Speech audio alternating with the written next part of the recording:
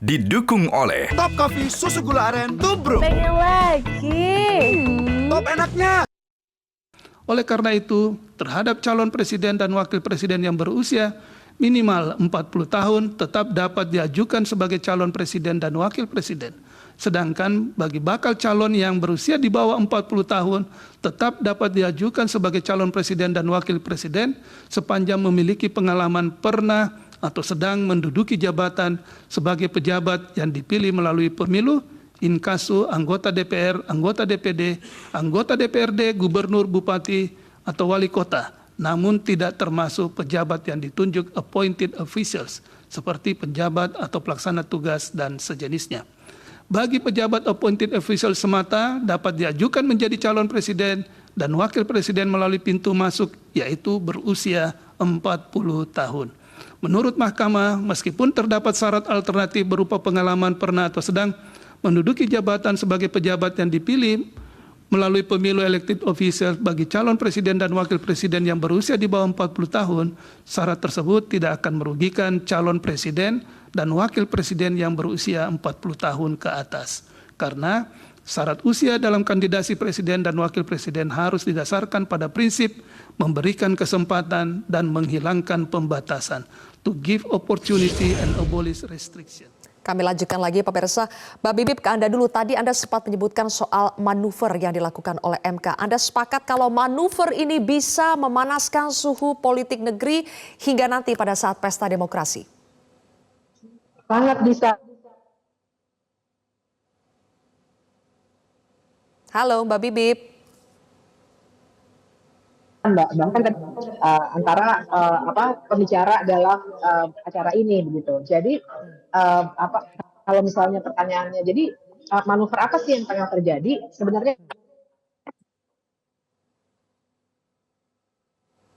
Mbak Bibip, halo. kan pertama kita apakah masih bisa nyambung? Masih bisa. Benturan kepentingannya itu terbaca dari kita mesti lihat pertama siapa yang diuntungkan langsung oleh perkara-perkara ini.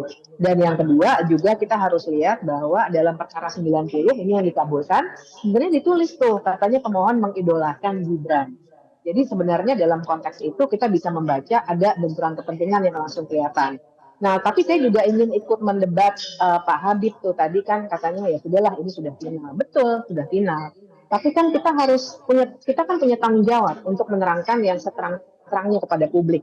Dan kita harus sampaikan juga bahwa ini final tapi putusannya tidak bulat loh Mbak. Ada 3 yang mengabulkan, tapi ada 4 yang dissenting opinion dan ada 2 yang concurring opinion. Artinya sebenarnya ini sangat tipis pengambilan putusannya ini. Dan tentu saja bagaimanapun ini final dan mengikat, itu saya setuju. Tapi kan artinya kita harus memberi penjelasan yang terang bahwa sebenarnya manuver itu dicoba diungkapkan oleh salah satu hakim yang memberikan dissenting opinion. Dan ini yang juga harus kita sampaikan kepada publik. Jadi jelas bahwa ternyata ada indikasi betapa politisnya putusan-putusan yang dibacakan pada hari ini. Itu juga kita tidak bisa tutup mata ya, tidak bisa kita hanya dengan pandangan yang legalistik hanya bilang oke, pokoknya kita turuti. Padahal sebenarnya secara substansi putusan ini bermasalah dan sebenarnya ini nanti akibatnya buruk sekali buat pemilu kita dan buat Mahkamah Konstitusi. Jangan lupa Mahkamah Konstitusi sudah mulai diridicule, diolok-olok, padahal nanti dia yang akan memutus sengketa hasil pilpres. Dan kalau misalnya legitimasinya sudah tipis, kepercayaan masyarakat sudah sangat rendah, sudah diolok-olok sedemikian rupa, sebenarnya bisa berbahaya buat demokrasi kita. Ini juga diterangkan kepada publik. Tidak bisa kita langsung terima-terima begitu saja. Selain bacaan politis, tetap kita harus menyatakan mana yang benar sebagai benar dan mana yang salah sebagai salah. Begitu Mbak. Oke, itu pandangan dari Mbak Bibip. Bang Habib, saya kembali ke Anda. Sampai hari ini Bang Habib, Gibran itu masih kader PDI Perjuangan. Apakah dari Koalisi Indonesia Maju sudah menyiapkan exit plan untuk Gibran apabila nanti berganti baju? Jadi saya harus kembali mengingatkan termasuk Mbak Bivitri juga, ya kan?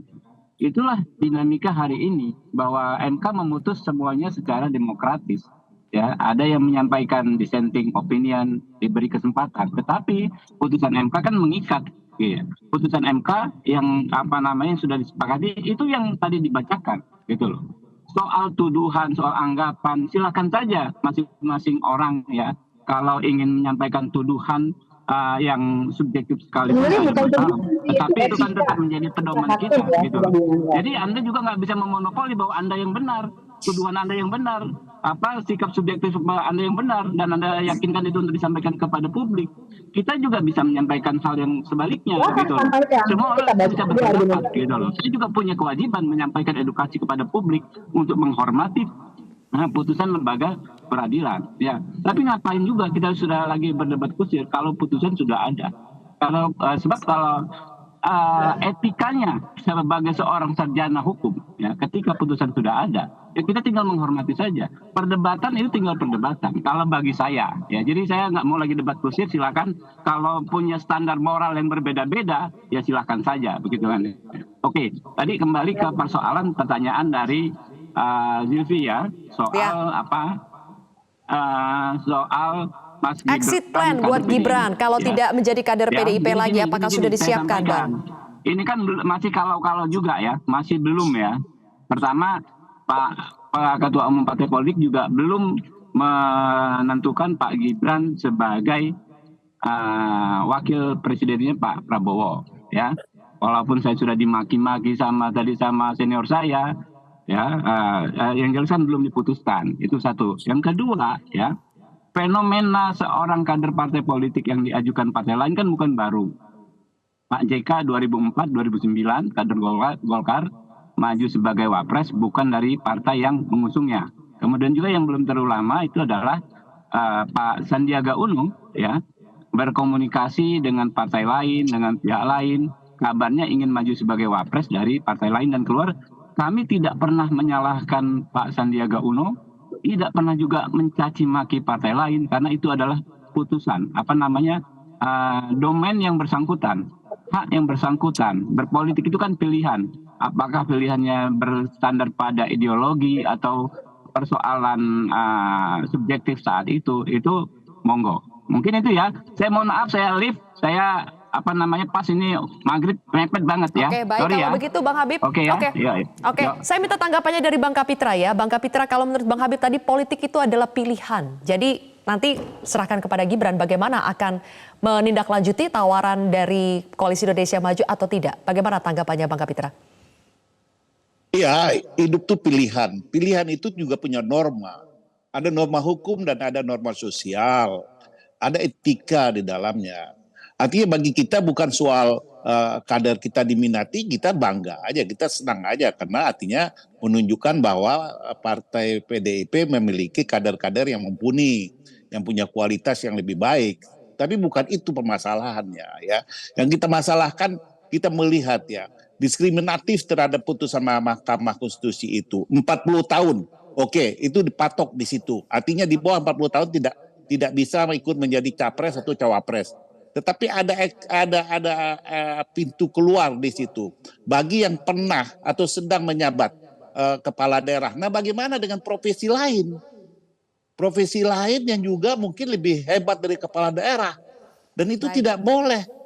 Nah, ini yang diskriminatif, ini yang melanggar konstitusi, yang saya maksud melanggar konstitusi ini. Jadi ambiguitas kelihatan betul, itu putusan akal-akalan, putusan manipulatif, ya. Kalau mau dipatok betul 40, kalau tidak diloskan betul dari umur 17 atau 21 bagi semua profesi. Bagi saya sebagai seorang advokat, kalau umur saya di bawah 40 sangat marah. Kenapa ada diskriminasi? Masa negara memberikan diskriminasi terhadap warga negara yang lain padahal kewajibannya sama? Masa haknya itu dibatasi bagi orang yang menjabat sebagai kepala daerah atau yang sudah menjabat atau sedang menjabat boleh melanggar batasan minimal usia. Tapi bagi kami yang bukan kepala daerah tidak boleh. Itu kan sangat tidak fair, tidak adil. Bagaimana kita bisa mempedomani putusan seperti ini? Ya, terlepas tujuan putusan itu ditujuan atau diorder untuk siapa, itu bagi saya tidak menjadi substansi. Tapi keputusan yang tidak melahirkan ketidakadilan ini, summa justitia summa innovio. Ketidakadilan tertinggi terletak pada ketidakadilan. Ini yang menyentuh amarah, menyentuh common sense saya. Ya, ini tidak dapat diterima. Terlepas saya tidak peduli dengan cawe-cawe politik yang terjadi. Ya, tetapi saya sangat peduli sebagai warga negara. Ya, Ya. sebagai orang yang belajar ilmu hukum dari setelah 1 sampai setelah 3, ini saya merasa terludahi oleh putusan Ya, seperti ini. baik, sikap Nah, Anda ini sudah tadi- kami tadi di- tangkap, Bang ya. Kapitra. Baik, terima kasih. Saya akan berikan kesempatan lagi untuk dua narasumber terakhir saya sebelum ke Mbak Bibip terakhir.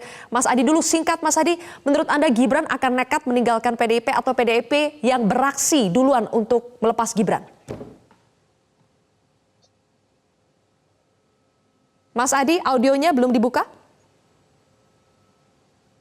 Saya kira potensi keduanya masih sangat mungkin, bahwa kalau pun toh PDIP tidak segera memberikan sanksi misalnya kepada Gibran kalau betul maju di 2024, maka sangat mungkin pula Mas Gibran lah yang akan berganti warna. Itu kan sudah menjadi konsumsi publik, menjadi konsumsi begitu banyak para aktivis demokrasi ya. Jadi sebenarnya kita tinggal menghitung hari ini Mbak, bahwa Gibran akan segera diumumkan dan akan berdampingan dengan Prabowo Subianto. Semuanya jelas dan terang benderang. Semua ini terkait dengan Mas Gibran, anaknya Pak Presiden yang potensial maju di 2024 dan akan berhadap-hadapan, saling berkompetisi dengan kader PDIP yang lain, namanya Pak Ganjar Pranowo. Saya kira di Baik. situ titik Baik. gempa politiknya itu.